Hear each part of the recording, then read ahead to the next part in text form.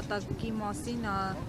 կարճ ծանուցել էիք, ինչ ակնկալիք ունեք, ինչ կփոխի նմանատիպ ակցիան, գիտենք, որ դուք նաև ակցիաներ եք իրականացրել Հայաստանում գործող միջազգային կառույցների մոտ, ինչ է փոխելու։ Շնորհակալ եմ հարցի համար, նախ բուն ակցիայի մասին, այսօր Մարդու իրավունքների պաշտպանության միջազգային օրն է, մենք գիտենք, որ 1948 թվականին, դեկտեմբերի 10-ին Փարիզում ընդունվեց Մարդու իրավունքների պաշտպանության հռչակագիրը եւ այսօրը բազմաթիվ երկրներում, հատկապես ավտորիտար երկրներում, Հայաստանի տիպի, որտեղ կան մարդու իրավունքների հետ կապված խնդիրներ, տարատեսակ ակցիաներ են տեղի ունենում եւ մենք եւս այս ասպեկտում բացառություն չէինք, մեր ակցիայի բուն նպատակը բնականաբար բարձրաձայնել երկրում ռեժիմի կողմից մարդու իրավունքների համատարած խախտումների մասին եւ հատկապես մենք պետք է փաստենք, որ ազատ խոսքը փաշինյանական իշխանության ժամանակաշրջանում, ողջ ժամանակաշրջանում ի դեպ եւ հատկապես վերջին շրջանում ընդգծված կերպով թիրախավորվում է վերոգրյալի վառ ապացույցը իմնեմնի մի ոդքասթի համահեղինակներ, քաղաքական բանտարկյալներ, Նարեկ Սամսոնյանի եւ Վազգեն Սաղաթելյանի ապօրինի կալանավորումներ եւ դա դասական քաղաքական հետապնդում է եւ ընդ որում դա քաղաքական հետապնդում է ոչ միայն իրենց քաղաքական հայացքների համար Նարեկ Սամսոնյանի եւ Վազգեն Սաղաթելյանի, այլ դա դասական կերպով հետապնդում է ազատ խոսքի նկատմամբ, ԶԼՄ-ների նկատմամբ եւ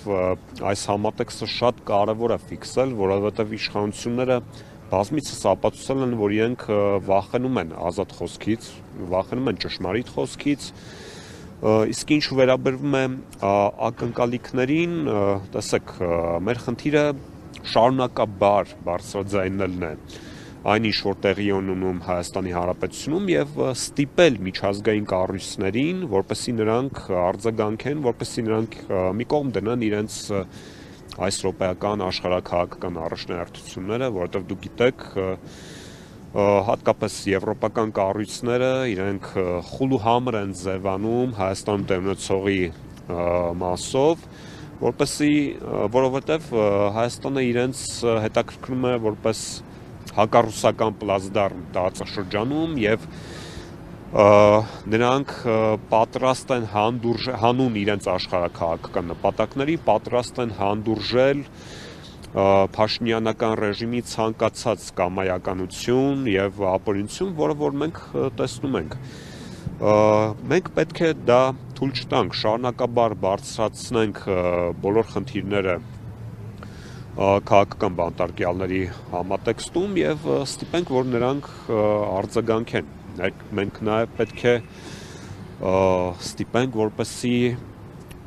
հասարակությունը արթնանա թմբիրից եւ մարդիկ սկսեն դառնալ պահանջատեր, որպեսզի ռեժիմը զգաստանա եւ դադարի այս բռնաճնշումների քաղաքականությունը, որը որ նա իրականացնում է։ Հասկանալի է, շնորհակալություն։ Աբսուրդի պատի նպատակը կնշեք որն է եւ ինչ հիմնական ուղղությունն է այս պատը։ Աբսուրդի պատը դա հիմնականում թիրախավորում է այն, որ մարդիկ կարող են իրենց գրառումներով ի ցույց դնել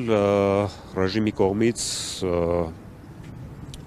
կիրառվող արտահայտությունների ողջ գործիքակազմը եւ աբսուրդայնությունը իրավիճակի